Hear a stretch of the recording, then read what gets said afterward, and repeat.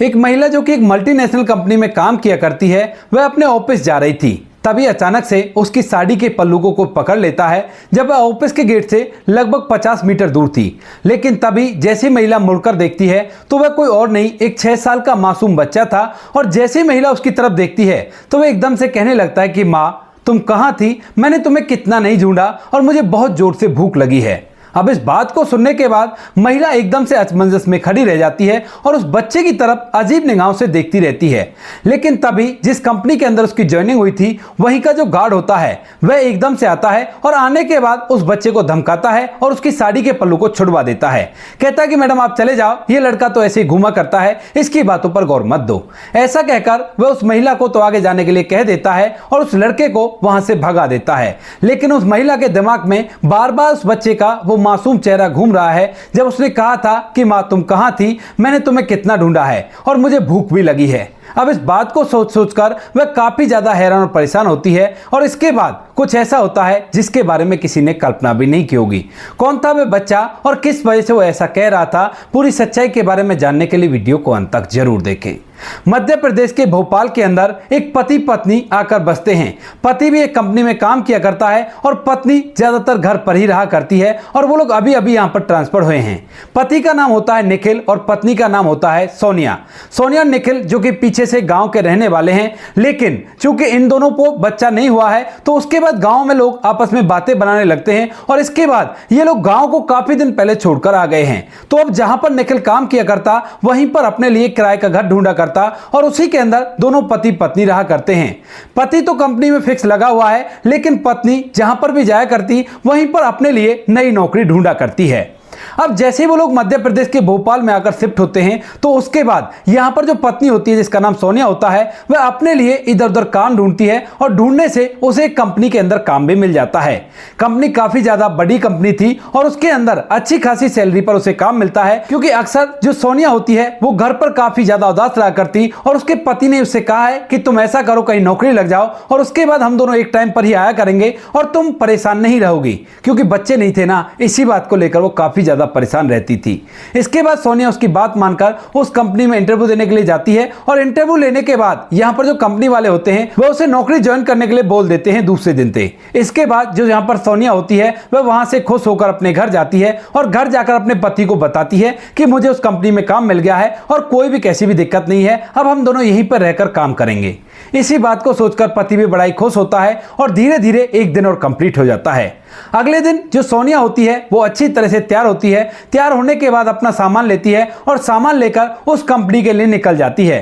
पति भी नौकरी के लिए निकल गया था और पत्नी भी नौकरी के लिए निकल गई थी। लेकिन जैसे ही यहां पर जो सोनिया होती है वह उस कंपनी के गेट से लगभग 50 मीटर दूर रहती है, तो उसी दौरान यहां पर जो सोनिया होती है उसकी साड़ी के पल्लू को कोई पकड़ लेता है। अब जैसे सोनिया के साड़ी का पल्लू किसी ने पकड़ा था तो वह एकदम से रुक जाती है और रुककर पीछे मुड़कर देखने लगती है। सामने एक 6 साल का मासूम बच्चा था और जैसे सोनिया उसकी तरफ देखती है तो वो कहने लगता है कि मां तुम कहां थी? मैंने तुम्हें कितना नहीं ढूंढा और मुझे भूख भी लगी है। इस बात को जैसे ही वो बच्चा कहता है तो उसके बाद सोनिया के अंदर की वो ममता जिसे वो अब तक नौकरी करके दबा रही थी, वो एकदम से जाग जाती है और उस बच्चे के अंदर उसे बहुत कुछ ऐसा दिखने लगता है जो वो देखना चाहती थी। यानी कि इसके बच्चे नहीं थे और इसी वजह से इस बच्चे के अंदर उसे अपना बच्चा दिखाई देने लगता है। अब जैसे यहां पर सोनिया रुककर उसकी तरफ देख रही थी और वो बच्चा उसकी तरफ देखकर उसे कह रहा था कि मुझे भूख लगी है, तो अभी यहां पर जो उस कंपनी का गार्ड होता है वह सोनिया को वहां पर खड़ा हुआ देख लेता है और एकदम से वो अपनी गार्डगिरी को छोड़कर सीधा वहां पर आता है और आने के बाद उस बच्चे को धमकाने लगता है। कहने लगता है कि राजू, तुझे पहले भी समझाया था ना कि यहां पर मत घुमा कर, निकल जाए यहां से वरना मैं तुम्हें पिटाई लगा दूंगा। अब इस बात को सुनने के बाद जो वो बच्चा होता है वह साड़ी का पल्लू तो छोड़ देता है, लेकिन अभी तक सोनिया की तरफ ही घूम रहा था। इतनी देर में जो गार्ड होता है वो कहता है कि मैडम आप जाओ यहां से, इसका तो रोज रोज का है, आप अपना काम कीजिए, मैं इसको देखता हूं। ऐसा कहकर वह सोनिया को वहां से अंदर भेज देता है और उस बच्चे को धमकाकर वहां से फिलहाल तो भगा देता है। लेकिन जो सोनिया होती है उसके दिमाग में उस बच्चे का वही चेहरा घूम रहा है जिस चेहरे से वो उसे माँ कह रहा था और कह रहा था कि मुझे भूख लगी है। दिन में जैसे तैसे करके वो अपना कान पर ध्यान लगाती है, लेकिन जैसे लंच टाइम में वो अपना टिफिन बॉक्स खोलती है जो वो खाने के लिए लेकर आई है, तो फिर से उस बच्चे का चेहरा उसकी आंखों के सामने आ जाता है और वह सोचने लगती है कि उस बच्चे को भूख लगी थी।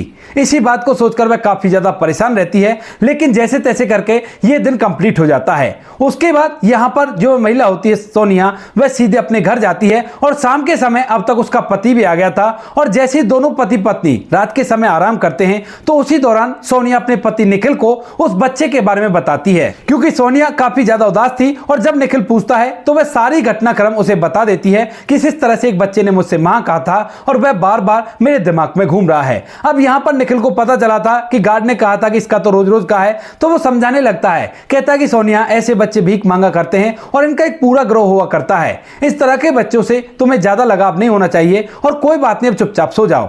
इसके बाद सोनिया पति की बात मानती है और चुपचाप आराम करने लगती है, लेकिन पूरी रात भर सपनों में भी उसे वही बच्चा दिखाई देता है और उसका दिमाग में वो पूरी तरह से घूम रहा था।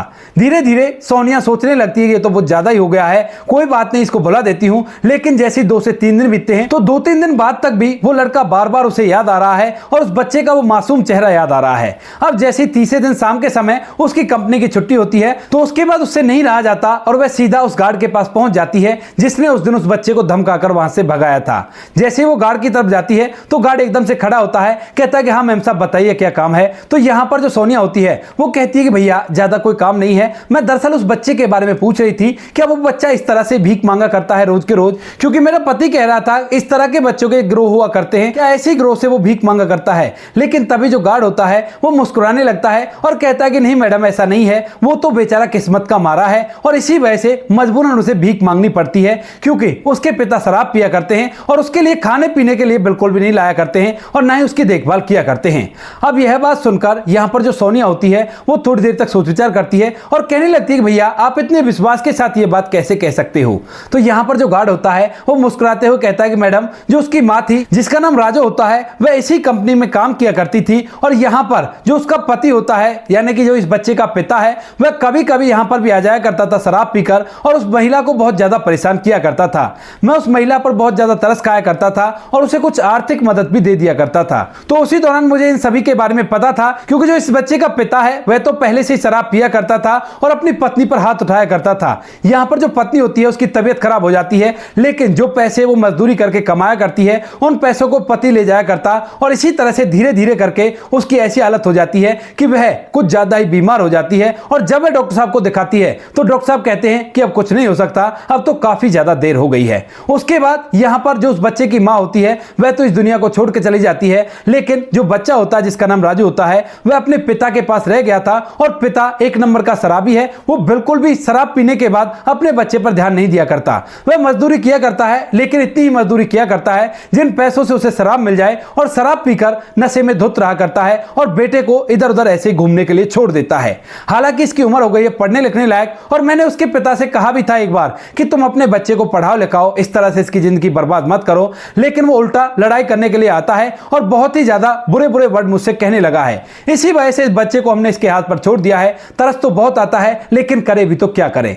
अब इस बात को सुनकर यहां पर जो सोनिया होती है उसके अंदर की ममता चीख चीख कर गवाही देने लगती है कि तुम इस तरह से इस बच्चे को नहीं छोड़ सकती और एटलीस्ट तुम जब तक यहां पर हो तो तुम्हें उस बच्चे के खाने पीने का इंतजाम तो करना ही होगा, क्योंकि बेचारा भूखे मारे इधर उधर घूमा करता है और मां की मौत जब हो गई है तो उसके बाद हर महिला के अंदर अपनी मां देखा करता है। इसी वजह से वह कहने लगती है, गार्ड भैया क्या आपको उसका घर मालूम है? तो यहां पर जो गार्ड होता है वो कहता है कि हाँ मैडम मैं जानता हूं, पास ही की गरीब बस्ती में वो रहा करता है और चलो अगर आप कहो तो मैं आपको ले चलता हूं, क्योंकि मेरा घर जाने का रास्ता वहीं से है और मैं आपको उसका घर दिखा दूंगा। इसके बाद यहां पर जो सोनिया होती है वह गार्ड भाई के साथ चलने लगती है और यहां पर जो गार्ड होता है वह उसे वहीं की पास ही की गरीब बस्ती में ले जाता है जिसके अंदर राजू अपने पिता के साथ रहा करता था, जो पिता बहुत ज्यादा शराब पिया करता था। अब जैसे वो लोग वहां पर पहुंचते हैं तो देखते हैं कि जिस घर के अंदर राजू और उसका पिता रहा करता था उस घर के अंदर कोई भी नहीं था और उस घर का बाहर से ताला लगा हुआ था। अब इस बात को देखने के बाद गार्ड अड़ोसी पड़ोसी से पूछने लगता है कि इस घर के अंदर जो राजू नाम का बच्चा रहा करता था 6 साल का, वो कहां है, वो यहां पर क्यों नहीं है। तो इसके बाद जो अड़ोसी पड़ोसी होते हैं वो बताने लगते हैं कि भाई साहब क्या बताएं, आज से 3 दिन पहले न जाने इसके पिता को क्या हो गया था। शाम के समय यह अपने बच्चे को बुरी तरह से पीटता है और जब बच्चे को पीटता पीटता बेहोश कर देता है तो उसके बाद एकदम से इसका नशा उतरता है और वह सोचने लगता है कि कहीं मेरे हाथों से मेरा बच्चा इस दुनिया से विदा तो नहीं हो गया। और उसके बाद वह एकदम से घर छोड़कर भाग जाता है। जिस तरह से वो बस्ती से भागा था, लोग समझ गए थे कि ये कुछ ना कुछ गलत करके आया है। और इसके बाद जब इसकी झोपड़ी में जाकर देखते हैं तो वहां पर इसका 6 साल का बच्चा मासूम राजू बेहोश पड़ा हुआ था। और जैसे हम लोगों ने उसे बेहोश देखा तो उसके बाद हम लोगों ने उठाकर उसे पास ही के सरकारी हॉस्पिटल में भर्ती करा दिया ताकि बच्चे की जिंदगी बच सके। अब इस बात को सुनते ही यहाँ पर जो गार्ड भैया होता है उसकी आंखों में आंसू आ जाते हैं और वह एकदम से फूट फूट कर रोने लगता है। जब वो लोग उससे पूछते हैं कि भाई तुम क्यों रो रहे हो, तो उसके बाद वो कहने लगता है कि मैंने उसके पिता से कहा था कि अपने बच्चे को संभालो, जब जन्म दिया है तो उसे संभालने की हिम्मत रखो, और मुझे क्या पता था कि ये शराबी इसके साथ ऐसा करेगा। मैंने तो बहुत गलत किया है उससे ऐसा कहकर। और ऐसा कहकर वह फूट फूट कर रोने लगता है। लोग उसे समझाते हैं कि भाई इसमें तुम्हारी गलती नहीं है, गलती तो उस पिता की है जो पिता होने के बावजूद भी अपने पिता होने का फर्ज नहीं निभा रहा था। इसके बाद गार्ड अपनी आंखों के आंसू को पहुंचता है और सोचने लगता है कि अब इसमें मैं ही क्या कर सकता हूं। लेकिन तभी यहां पर जो सोनिया खड़ी हुई थी उसने पूरी कहानी सुनी थी। और इस बात को सुनने के बाद जो सोनिया होती है उस बच्चे को देखने का फैसला करती है और उन लोगों से पूछने लगती है कि सरकारी हॉस्पिटल का रास्ता कहां पर है। तो गार्ड कहने लगता है कि मैडम मुझे पता है, मैं आपको बता दूंगा, और चलो मुझे भी उस बच्चे को देखने का मन कर रहा है। इसके बाद जो गार्ड होता है वह सोनिया मैडम को लेकर सीधा सरकारी हॉस्पिटल पहुंच जाता है। और वहां जाने के बाद जैसे ही वो उस बच्चे को देखते हैं तो एकदम से पूरी तरह से हैरान हो जाते हैं, क्योंकि इसकी केयर करने वाला यहां पर कोई भी नहीं है। तो इसी वजह से इस बच्चे की बिल्कुल भी केयर नहीं हो रही है और इस बच्चे की हालत काफी ज्यादा खराब है। यहां पर इसकी ऐसी हालत देखकर सोनिया एकदम से पूरी तरह से भावुक हो जाती है और उस बच्चे के पास जाकर उसके सर पर हाथ फेरने लगती है। लेकिन जैसे ही सोनिया राजू के सर पर हाथ फेरती है तो वह एकदम से कहने लगता है कि मां तुम आ गई। और ऐसा कहते ही राजू की आंखों से आंसू टपकने लगते हैं। जब सोनिया राजू की आंखों में आंसू देखती है तो वह भी अपने आंखों के आंसू को नहीं रोक पाती है और इसके बाद वहां से एकदम से भाग जाती है और सीधे अपने घर चली जाती है। इधर जो गार्ड होता है वह भी उस बच्चे को थोड़ी देर तक देखभाल करता है और देखभाल करने के बाद अपने घर पहुंच जाता है। यहां पर सोनिया जैसे अपने घर जाती है तो आज वो थोड़ी लेट हो गई थी। पति पहले ही नौकरी से आ चुका था और जैसे ही पत्नी लेट आती है और उसके चेहरे पर अजीब सी खामोशी थी तो वह पूछने लगता है कि क्या हुआ सोनिया, क्या परेशानी है क्या कोई। तो यहां पर जो सोनिया होती है वो एकदम से सुबक सुबक कर रोने लगती है। तो पति एकदम से उसे संभालता है और कहता है कि बताओ तो सही क्या बात हो गई, पहले तो तुम ऐसा करो आराम से बैठो और मैं तुम्हारे लिए पानी लेकर आता हूं। इसके बाद वह सोनिया को बिठाता है और बिठाने के बाद खुद अपने हाथ से पानी लाकर उसे दे देता है। कहता है कि इस पानी को पियो और तसल्ली में मुझे बताओ कि आखिर बात क्या है। तो उसके बाद सोनिया थोड़ी देर में शांत हो जाती है और शांत होने के बाद अपने पति निखिल को पूरी बात बताने लगती है। कहती है कि इस तरह से बच्चा है और आज जब मैं उसे हॉस्पिटल में देखने के लिए गई थी और मैंने उसके सर पर हाथ फेरा था तो एकदम से उसने कहा कि मां तुम आ गई। और इस बात को सुनने के बाद मैं अपने आंखों के आंसू को नहीं रोक पाई और वहां से भाग कर आ गई। अब जैसे निखिल इस पूरी कहानी को सुनता है कि एक बच्चा इतना परेशान है कि उसकी देखरेख करने वाला कोई भी नहीं है और जैसा पत्नी बता रही है कि वो काफी ज्यादा मासूम है और उसका पिता भी भाग चुका है, तो उसके बाद निखिल सोचने लगता है कि हमारे पास वैसे ही बच्चे नहीं है तो क्यों ना हम उस बच्चे को गोद ले लें। इसके बाद वो इस बात को सोनिया से करता है और सोनिया जैसे इस बात को सुनती है तो कहने लगती है कि निखिल तुमने आज मेरे मन की बात छीन ली और कोई बात नहीं, हम उसी बच्चे को गोद ले लेंगे और उसी को अपना बच्चा कर पालेंगे।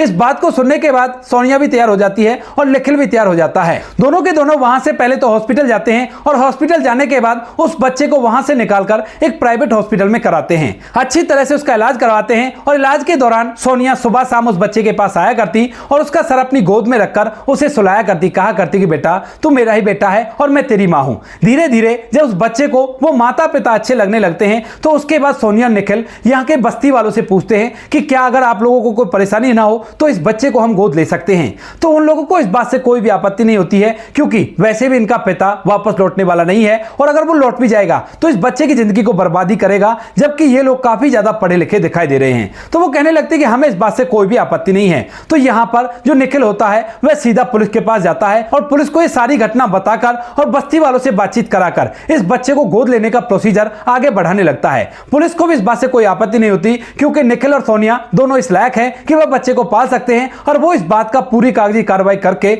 यहाँ पर उस बच्चे को उन्हें गोद दे देते हैं। जब यहाँ पर राजू अच्छी तरह से ठीक हो जाता है तो उसके बाद सोनिया और निखिल उसे अपने घर में रखने लगते हैं। स्टार्टिंग में तो राजू अजीब निगाहों से इधर उधर देखा करता है, लेकिन धीरे धीरे उसे इन सभी चीजों की आदत पड़ जाती है जो कि आधुनिक चीजें वो अपने आसपास देखता है। सोनिया और निखिल उसका एक अच्छे से स्कूल में एडमिशन कराते हैं और जब यहाँ पर इनके पास बच्चा होता है और बच्चा भी धीरे धीरे बड़ा होने लगता है, अच्छी तरह से रहने लगता है, तो उसके बाद ये अपने गांव में जाते हैं और गांव में जाने के बाद जब लोग देखते हैं कि इनका एक बच्चा है तो उसके बाद बड़े हैरान हो जाते हैं क्योंकि इनकी शादी को लगभग 12 साल हो गए थे और शादी के लगभग 4 साल बाद ही सोनिया और निखिल ने घर छोड़ दिया था वह केवल अपने घर वालों से बात किया करते थे और गांव में किसी को भी इनके बारे में नहीं पड़ी थी। लेकिन लौटने के बाद ये कहते हैं कि हमारा ही बच्चा है और हमने इसे जन्म दिया है। तो उसके बाद गांव वाले भी अचंभित हो जाते हैं और यहां पर सोनिया के ऊपर जो दाग लगा हुआ था कि ये बच्चा पैदा नहीं कर सकती वह भी पूरी तरह से धुल जाता है और यहां पर निखिल को भी इस बात से कोई आपत्ति नहीं होती। उसके बाद भी वे इधर उधर रहा करते हैं और घर वालों से बोल देते हैं कि किसी को मत बताना